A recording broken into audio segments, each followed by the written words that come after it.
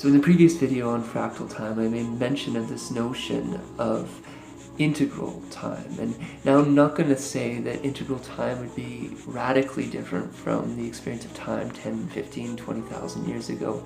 But I will say that with the compounding of our tools, with the exponential increase in our technologies, we are creating in some ways a speeded up culture in which time is getting squished in some important ways. It's getting magnified, and there is this sense in which we could very well, and within a few years, have experiences such that time is kind of blurred, and that you put on this virtual reality suit, for example, and it's a body suit. It gives you felt, touch, presence, as well as visual, taste, auditory, sensory, full body sensory experience, pretty much, of experiences of the past, for example. So you go into a coded situation of what Rome was kind of like. Now, it's not exactly what Rome was like, of course, but it gives you a very, very realistic experience of it,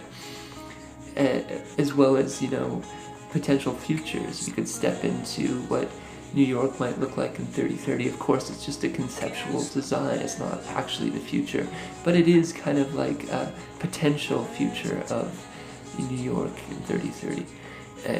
And also of the present. You can be in, say, Australia, hugging your wife, or trying to walk on Mars, and so forth.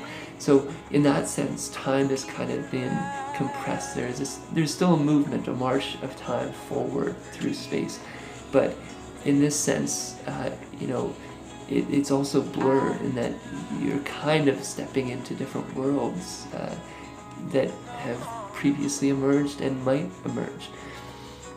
Of course, we do that now with television and so forth, but the immersion level is just deepened in this, and that's what I kind of mean by this. As we go forward, that kind of sense of time is getting more and more blurry.